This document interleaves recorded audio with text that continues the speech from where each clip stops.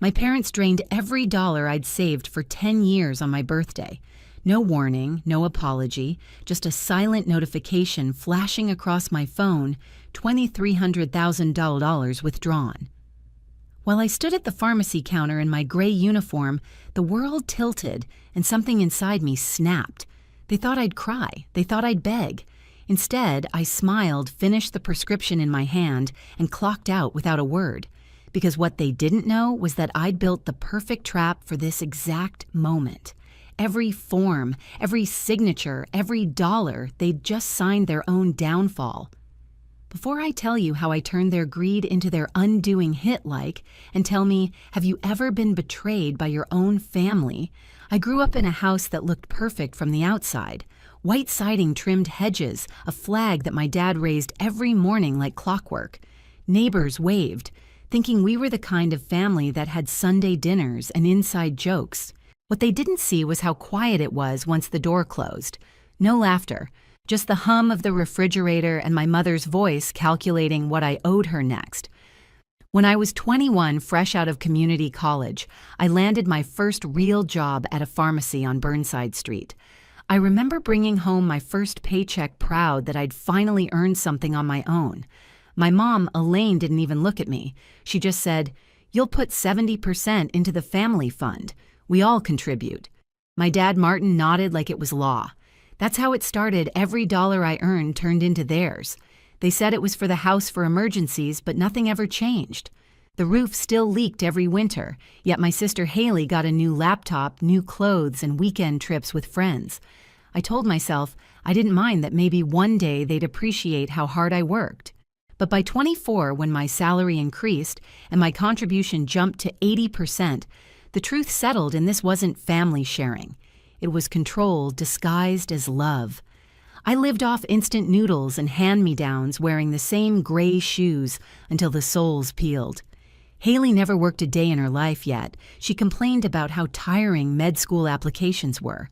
Every time she bragged about tuition being handled, I looked at my mother and saw that faint smirk, like she was proud of her little investment paying off. Still, I tried to be the good daughter. I helped with bills, mowed the lawn, fixed the car, and told myself that someday they'd see me differently. But I was never the daughter they bragged about. That was always Haley, the future doctor. I was the one who handled everyone's problems quietly, the daughter who stayed invisible. Then, one rainy Sunday afternoon, I found out just how invisible I really was. I had stopped by my parents' house to drop off groceries when Aunt Rachel mentioned something that froze me mid-step. She said casually, "Elaine told me Haley's last 2 years of tuition will be covered. You must feel relieved." I asked. "Covered by what?" She blinked. "Your savings, of course. Elaine said you'd do anything for family." I remember the smell of burnt toast in the kitchen, the sound of rain against the window, and the way my mother's voice carried from the next room, light, confident, as if this was already decided. That day, something inside me changed. I didn't shout. I didn't cry. I just smiled and helped Aunt Rachel carry the groceries in. But from that moment, every step I took was deliberate. Every password, every account, every fake bank statement I left lying around became part of a plan. It would take 3 years, but when my 31st birthday came, so would their reckoning. For 3 years, I lived like a ghost in my own life. I worked 2 jobs, weekday shifts at the pharmacy weekend bookkeeping for a clinic downtown without telling anyone. Every dollar went somewhere only I knew. To my parents, I was still the obedient daughter handing over family contributions. To me, I was building the wall that would finally separate my life from theirs. I remember how my mother used to drop by the pharmacy just to check on me. She'd smile in front of my coworkers, then lean close and whisper, "Don't forget, rent's due next week. Your sister needs books, too." Her perfume always lingered after she left something sharp and floral that made me nauseous. Every time she said "your sister," I felt my chest tighten. Haley didn't even know what those books cost. She only knew they magically appeared. I started noticing the pattern. They'd ask for money right after my raises, right after bonuses. My mother always knew before I even told her. It wasn't until I cleaned their attic one weekend and stumbled on a locked box that I found the reason. Inside were copies of my bank statements, tax documents, even my Social Security card things they'd kept for safekeeping since I was a teenager. The edges of the papers were yellow, but the feeling was fresh rage. I realized they weren't just controlling me, they were tracking me, watching every deposit, every transaction. My life wasn't mine. That night, sitting in my car outside their house, I opened a new account at an online-only bank using a friend's mailing address. No branches, no paper mail, no trace. That became my real savings. The account they knew about, the one they could see, became the bait. For the next 2 years, I crafted a story they'd believe. I made small transfers between my visible and hidden accounts to keep the illusion alive. I even printed fake statements now and then, left them on the dining table like crumbs for them to follow. Every time I mentioned my dream of buying a house someday, my mom's eyes flickered. I wanted her to. Meanwhile, Haley started her first year in med school, funded entirely by what they called family effort. I called it my exhaustion. She'd call me from her dorm complaining about long lectures, and I'd listen pretending to care, staring at the calendar on my wall 3 years until I turned 31. By the time the countdown reached its final month, I knew them better than they knew themselves. My father liked precision, so I left everything perfect on paper. Balances, names, signatures, all neat enough to tempt him. My mother liked to feel clever, so I let her find what she thought was a secret. I could tell the tension in our house had shifted. They spoke about me in front of me now like I wasn't even there. "She's been saving a lot," my mother said once, sipping her tea. "It's good she trusts us." My father nodded, smiling behind his newspaper. I smiled too, because the next time they opened my account, they wouldn't just find money, they'd find their own downfall. It happened on a Tuesday afternoon, June 10th, my 31st birthday. The air inside the pharmacy smelled like disinfectant and cheap coffee. I was halfway through explaining dosage instructions to a man picking up heart medication when my phone buzzed in my pocket. Normally, I'd ignore it. But something about the vibration, it didn't stop.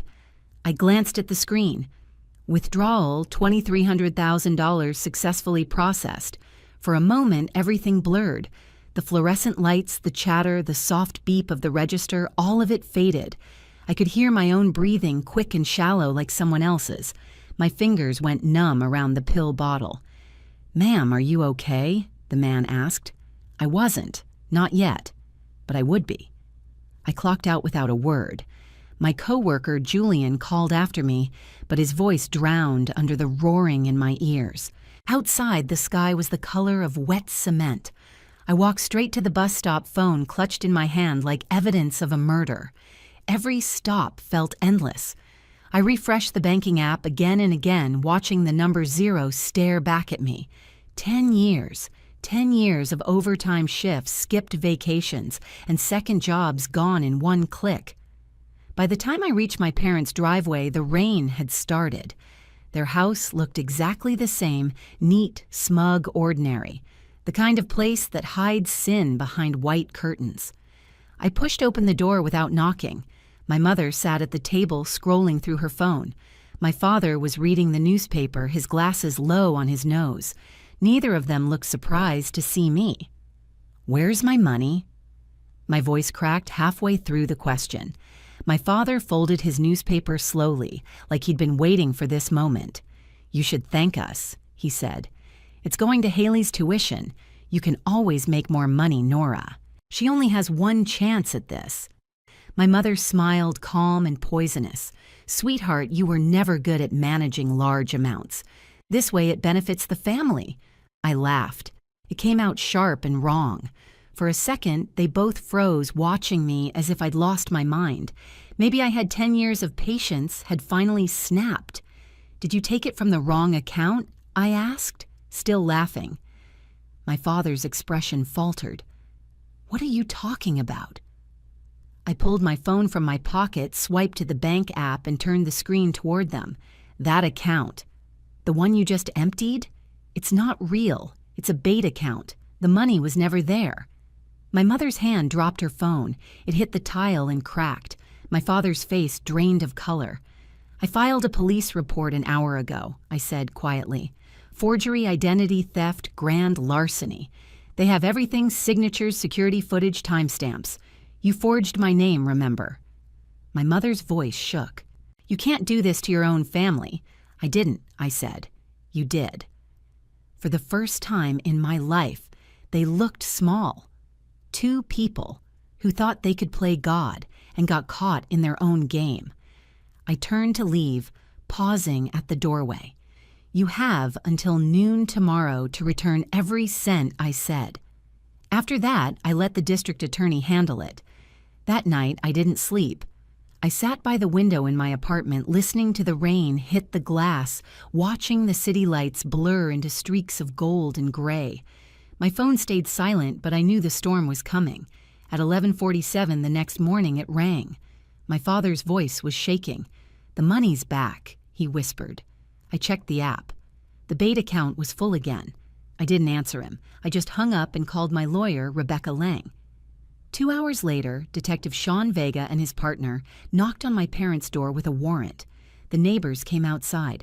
The world saw who they really were. When I pulled up to their street later that day, 2 patrol cars were already parked in front of the house. Red and blue lights painted the white siding like a warning sign. I sat there for a long moment, hands gripping the steering wheel, feeling the hum of the engine under my palms.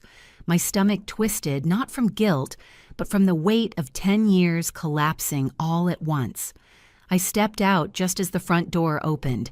Detective Vega stood at the porch, his notepad tucked into his jacket pocket. Behind him, my father and mother were sitting on the couch, both pale and shaking. Ms. Bennett Vega said, nodding politely, "We've got everything we need. Signatures, camera footage, matching timestamps. They'll be booked this afternoon." My mother looked up at me, then mascara streaking down her cheeks. "Nora, please." "We didn't mean," don't I said. My voice was calm. "You meant every bit of it."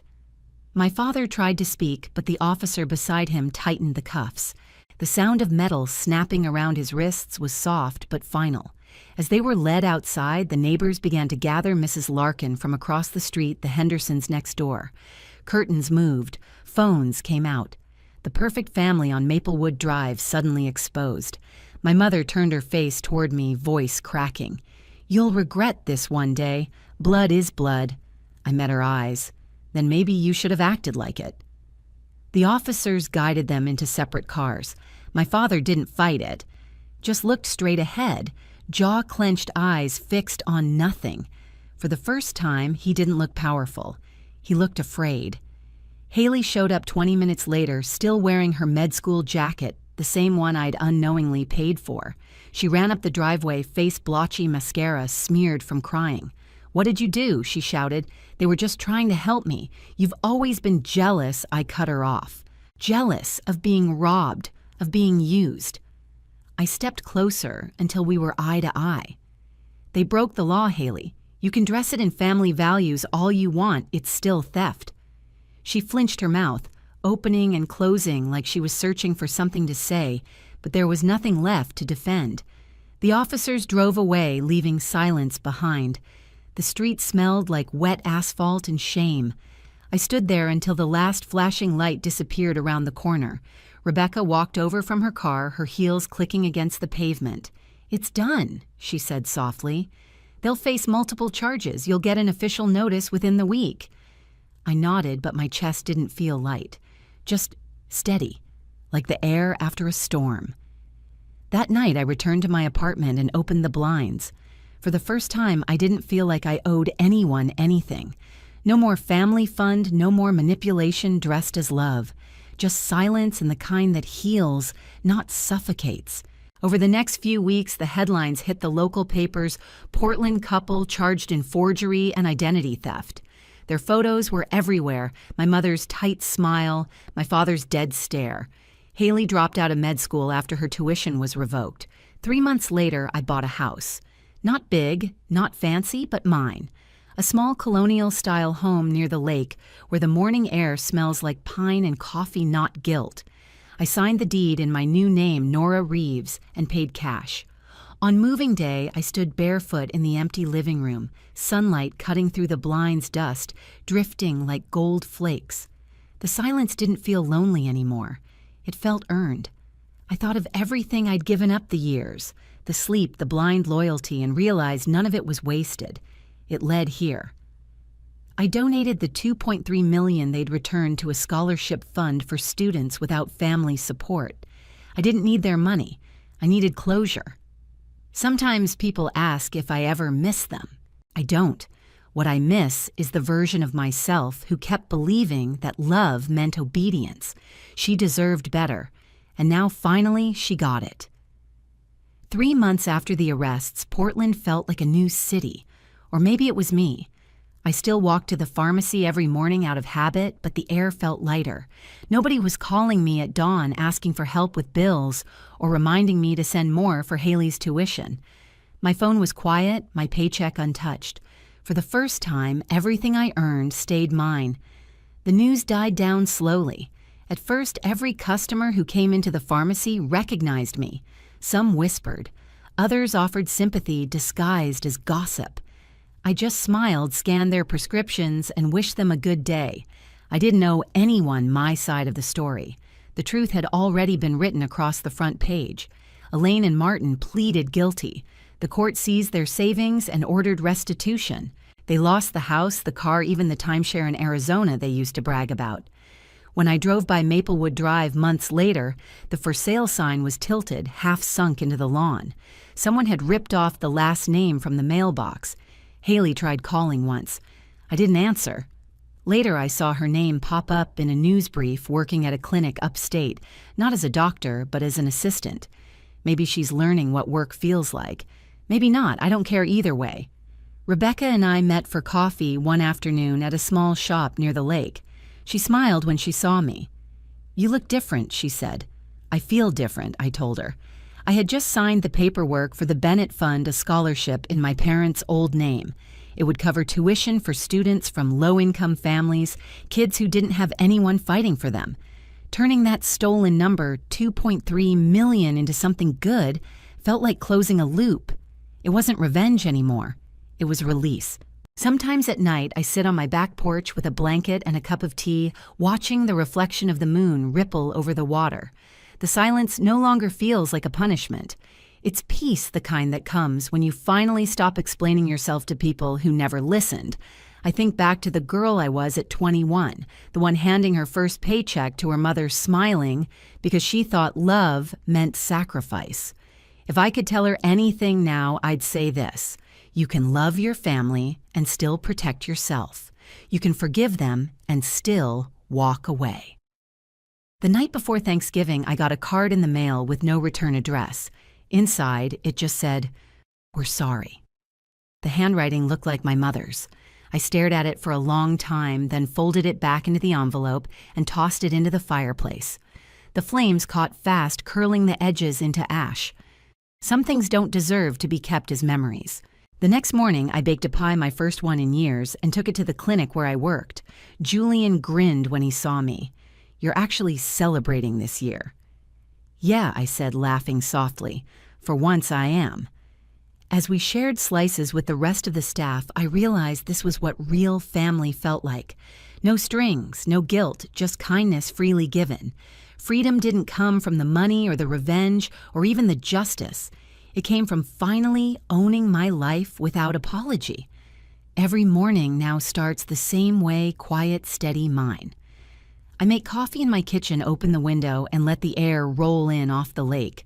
It smells like pine and clean rain, nothing like the old house with its constant tension and perfume thick enough to choke on. Sometimes I catch myself reaching for my phone, expecting a text from my mother, reminding me to be grateful, or my father forwarding another bill. But it never comes. Just the calm hum of my own space, the kind that doesn't demand anything back. People always ask if it was worth it turning in my own parents. I don't have a simple answer. Justice rarely feels clean. It's messy, and it costs something you can't get back. But what they took from me wasn't money. It was freedom. And getting that back, owning it fully, is the greatest revenge there is. So if you're listening to this and you've ever been betrayed by the people you trusted, most hear me. You're not weak for walking away. You're strong for choosing peace over guilt. You don't have to let someone else write the story of your life. If this story hit close to home, drop a comment and tell me where you're listening from. Have you ever had to cut ties with family to protect yourself?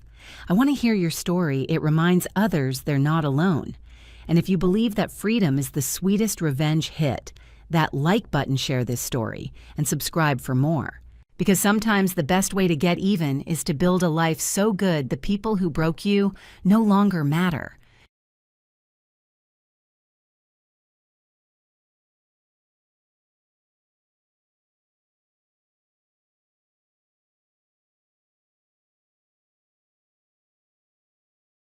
They called me the charity case before I even sat down. I heard it from across the table, not whispered, but clear enough to sting. The chandelier light caught every smirk, every glass raised in pretend grace. Monica leaned back in her chair, voice sweet and sharp. "This table's for real family, not for foster beggars." Laughter rippled through the restaurant, polished and cruel. I felt my face heat, but my hands stayed still. Then the waiter came laying a $2,900 bill in front of me like a dare.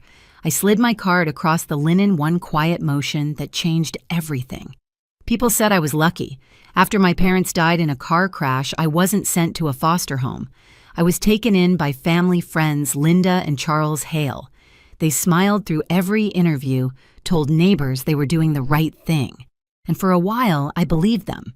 I was 5 too small to notice the difference between kindness and charity. They gave me a tiny room at the end of the hall, painted pale yellow, like it might make up for the size. I got Monica's old clothes, Ethan's cracked textbooks, and a reminder that I should be grateful. "You're part of this family now," Linda would say, her voice tight with virtue. "Remember we saved you." Even then, I understood it wasn't love, it was a favor they never let me forget. The Hale house always looked perfect from the outside. White shutters rose, bushes trimmed to military precision, a driveway where Charles's luxury cars gleamed under morning light. Inside, though, the air was stiff. Every compliment had a price. Every family dinner felt like a performance. They prayed before meals, thanked God for blessings, then spent the rest of the evening measuring who deserved them more. Monica, 5 years older, was the star they built their world around. She had straight-A grades designer shoes and a laugh that could flip from charming to cruel in a heartbeat. Ethan, the middle child, followed her like a shadow. And me, I was the quiet one at the far end of the table, careful not to scrape my fork too loud. The only person who treated me like I belonged was Margaret Hale, Charles's mother. She was in her 70s when I met her, sharp as glass and twice as clear. She built Hale and Cumbie Pharmaceuticals from nothing, made her first million before Linda finished college. But she never acted like money made her better. She'd show up on Sundays with a box of pastries and that piercing, assessing look. "You read much, Violet?" she asked me once. I nodded. Good. People who read learn how to survive quiet rooms. She was the only one who noticed the quiet. By the time I turned 28, I'd moved into a small apartment downtown and started my own design studio. It wasn't much, one desk, one computer, a view of a brick wall, but it was mine. I'd stopped waiting for the Hale family to see me. Still, I kept visiting Margaret. She'd call me her sensible granddaughter, and for a few hours, her living room felt like safety. Then Monica announced her celebration dinner, a victory party for a business deal. She posted the invite in the family group chat, the one I was still somehow in. "Everyone's coming," she wrote.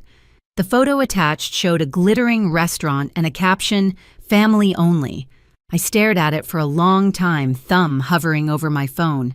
Then I typed, "Should I still come?" and hit send. No one replied. The silence in that group chat stretched for days. No response, not even a polite emoji. Just seen. I told myself it didn't matter that I'd gotten used to being invisible. But every time my phone buzzed, a small part of me hoped it would be them, saying something kind. Something normal. It never was. 3 nights before the dinner, Linda called not to invite me, but to remind me about the dress code. "Monica's booked a private dining hall," she said, cheerful in that rehearsed way of hers. "Everyone's wearing black and gold. You'll want to look presentable." Presentable. The same word she used when she made me redo my hair for church as a child. I said I'd be there. Her relief was audible, as if avoiding embarrassment was all that mattered. When I hung up, I stood by the window watching snow collect on the streetlights. Margaret had told me once that snow has two faces, soft when it falls, deadly when it piles. I understood that better now. The next day, I stopped by Margaret's home. She was sitting by the fireplace, a thick shawl around her shoulders, a mug of tea in hand. "You're quiet," she said without looking up. I told her about the dinner. She didn't ask if I wanted to go. She just nodded slowly. "Let them show you who they are," she murmured. "Sometimes that's the only gift they can give." Her words stayed with me. The night before the dinner, Monica's posts started flooding my feed, photos of gift bags, champagne bottles, designer heels lined in rows. Her caption read, "Hard work pays off. Blessed to celebrate with the best family ever." My stomach tightened. The best family ever. I almost texted her to cancel, to say I was busy, but I didn't. Instead, I took out the black dress I'd bought on clearance last year. I ironed it, repaired a loose hem, and laid it across my bed. Then I took my old leather bag, the same one I'd carried since college, and slipped in a simple silver bracelet Margaret had given me years ago. "For luck," she'd said. That night, I couldn't sleep.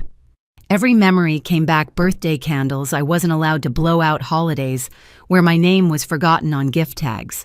By morning, the decision felt final. "I'm going," I whispered to my reflection. "Not for them, for me." The restaurant glowed like it was built to impress. Warm, light white linen, the faint scent of truffle oil in the air.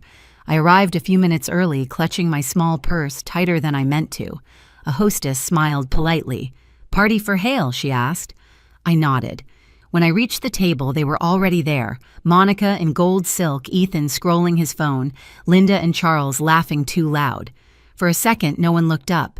Then Monica turned, her lips curving just enough to sting. "Oh, Violet, you made it," she said, as if surprised I'd found the courage. "Of course," I answered, keeping my voice calm. "Wouldn't miss it." The hostess tried to add a chair, but Monica stopped her. "It's okay. She can sit at the end."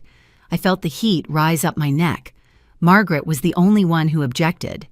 "No," she said firmly. "She'll sit next to me." Her tone silenced everyone. I smiled at her, grateful, and took my seat. Dinner began. Dishes arrived like choreography: lobster tails, filet mignon, glasses of wine I didn't order. I kept quiet, cutting my food into small, forgettable pieces.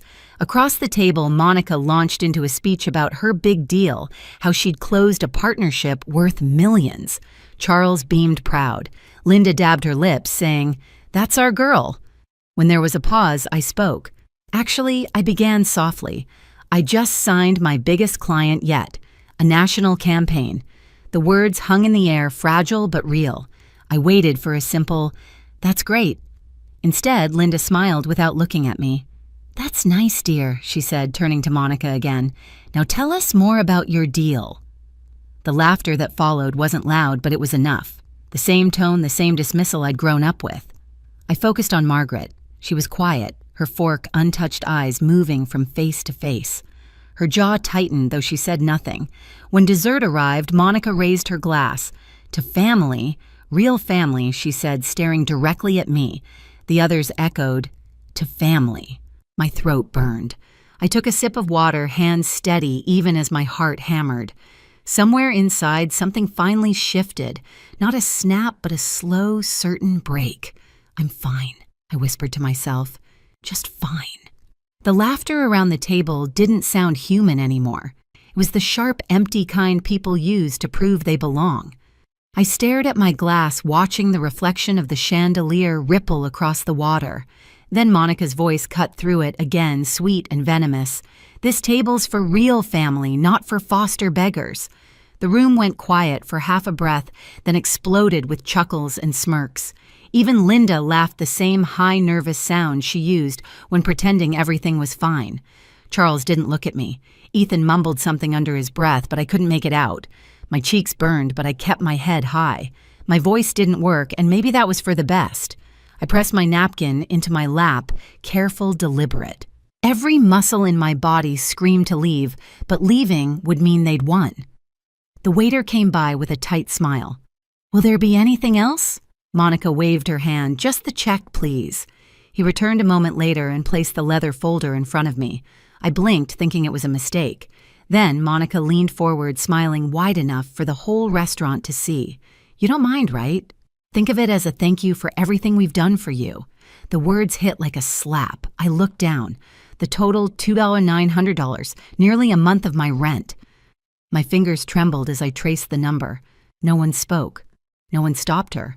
I could have said no. I could have walked out. But instead, I pulled out my card. The plastic felt cold in my palm. The waiter hesitated, glancing between us, sensing something wrong. I nodded. When the machine beeped, it echoed in my chest. One sharp sound, one transaction for 2 decades of humiliation. I set the pen down, slid the folder back, and folded my napkin over my empty plate. "All done," I said quietly. For a few seconds, it was completely still, just forks clinking in the distance, soft jazz from the speakers. Then out of nowhere, Margaret pushed back her chair. The screech of wood against marble turned every head. "I'm done?" she said. Her voice wasn't loud, but it carried. Linda laughed uneasily. "Mother, don't be dramatic." Margaret raised a hand. "No, I've watched this circus long enough." Her eyes went straight to Monica. "You, your father, your mother, you've all forgotten what decency looks like." Monica blinked, thrown off. "What are you talking about? We were just joking." "Joking?" Margaret's voice hardened. "You humiliate this girl, my granddaughter, in public, and for what?" To feel powerful for one more dinner, the color drained from Monica's face. "She's not your granddaughter." Margaret straightened her shoulders. "You're wrong. She's the only one who's ever acted like family." The table froze. Charles reached for his glass, missed it, and set his hand flat against the table instead. Linda tried to laugh again, but it broke halfway out. "I have cancer," Margaret said simply. "Stage 4. I have 6 months." The silence hit like thunder. Monica's mouth fell open. "Mom, no, save it." Margaret interrupted. "I'm not here for sympathy. I'm here for truth. I changed my will last week." She turned to me. "Violet inherits everything." The words didn't sink in at first. I thought I'd misheard. But when I looked at her, she was steady, certain. Monica shot to her feet. "You can't do that. That money belongs to this family." "Family." Margaret's eyes burned. "You mean the same people who stole $700,000 from a child's trust fund?" Linda's fork clattered to the table. "Mother, please, I found the records," Margaret continued. "Every cent Violet's parents left for her, gone. Spent on vacations, private school, new cars. You used her pain as your down payment." Charles slammed his palm down. "You don't understand how expensive. I understand perfectly," she cut in. "You took what wasn't yours." I sat frozen, heart racing. I hadn't known about the trust fund, hadn't known about any of it. The air thickened. Monica's lipstick trembled at the corners. Ethan stared down at his plate, silent for once. Margaret looked at me again. "Take me home, Violet." That broke the spell. Monica grabbed my arm. "You did this," she hissed. "You turned her against us." I pulled away, my voice low but clear. I didn't have to. "You did that yourself," she glared, shaking. "We'll challenge it. We'll go to court. You'll get nothing. Then I'll see you there," I said. I helped Margaret to her feet. Her hand felt fragile but steady in mine. We walked past the stunned table, past the staring faces of strangers. The music seemed to fade. Outside, the night air was cold, sharp, honest. Margaret squeezed my hand. "I should have done this years ago," she said softly. Inside, through the window, I could still see them. Monica red-faced and shouting, Linda holding her head, Charles waving for the waiter as if money could glue their dignity back together. I didn't feel triumphant. Not yet, just clean, empty in a way that finally made room for peace. Later that week, the news broke. Headlines screamed, "Heiress cuts off. Family leaves fortune to foster daughter." Reporters swarmed. Talk shows debated whether I'd manipulated her. I stayed silent. Margaret didn't. She held a press conference sitting tall beside her lawyer. "I am of sound mind," she declared, "and I'm tired of watching good hearts punished for existing." The cameras flashed. She handed out folders, bank statements, trust fund records, proof of every stolen cent. And then she played the video from the restaurant. Monica's voice echoed across the speakers. "This table's for real family, not for foster beggars." The room went dead silent. Margaret looked into the cameras. This is what cruelty sounds like when it thinks no one is listening. As if on cue, the doors burst open. Monica stormed in, mascara-streaked voice shaking. "She's lying. Violet used her. We raised that girl out of pity. She owes us." Reporters gasped. Cameras turned. Margaret tilted her head. "Did you just say she owes you? I mean, she..." Monica stammered, realizing too late. The lawyer leaned forward. "You just admitted it. On record. The clip hit the internet before nightfall. 20 million views by morning. The comments weren't kind. Imagine saying that on camera. Justice served in real time. By the time the trial came, public opinion had already chosen sides. The judge ruled the will valid, the trust fund stolen, the restitution owed. Margaret's decision stood. I didn't celebrate. I just sat beside her in the courtroom as she squeezed my hand again, whispering, "You see, silence works when truth is loud enough." A month later, she was gone. At her funeral, I placed a single white rose on her casket, the same color as the tablecloth from that night. For a moment, I closed my eyes and heard that same sharp beep from the credit card machine, but this time it didn't sting. It sounded like a door closing and another one opening. The world moved fast after the verdict, but I didn't. I stayed in Margaret's house, the one with the wide porch and the lemon trees she loved. It felt strange at first, living in silence that didn't hurt. The air smelled like her perfume and old books. Every morning I made tea the way she did, 2 sugars, no milk. Charles was sentenced to 3 years for financial fraud. Linda sold their house to cover legal fees, then vanished from the city pages. Ethan's loan surfaced. His fiancée left. Monica lost her business after that viral clip became an internet cautionary tale. Every brand cut ties overnight. Reporters tried to get a statement from me. I never gave one. There was nothing left to say. Justice, once it arrives, doesn't need an encore. I focused on work, then on something bigger. Using part of the inheritance, I started the Margaret Foundation, a program for foster and adopted kids who'd been cheated or silenced. We funded lawyers, therapy, tuition, everything I once needed but never had. The first check I signed felt heavier than money. It felt like redemption. A year later, an application came across my desk, Monica Hale requesting assistance for financial hardship and mental health support. I read every word. She wrote that she'd lost everything, that she was sorry, that she wanted a second chance. For a moment, I thought about approving it. Then I remembered her voice at that table, how the laughter felt slicing through me like glass. I stamped the file, denied, and slid it aside. Some victories are quiet. Mine was. That night, I lit a candle for Margaret and whispered, "We did it." The flame flickered once steady and bright like she'd heard me. I visit her grave every Sunday. The grass grows fast there, soft against the marble, and the city noise fades just enough to think. I tell her about the foundation, about the kids we've helped, 200 and counting. Sometimes I imagine her smiling, that small knowing smile, the one that meant she'd already seen the ending before I lived it. People still ask if I forgave them. I tell them forgiveness isn't freedom, boundaries are. Family isn't who raised you. It's who never made you pay for a seat at the table. If you've ever had to fight to be seen, share your story in the comments. And hit subscribe. Someone out there might need to hear yours next.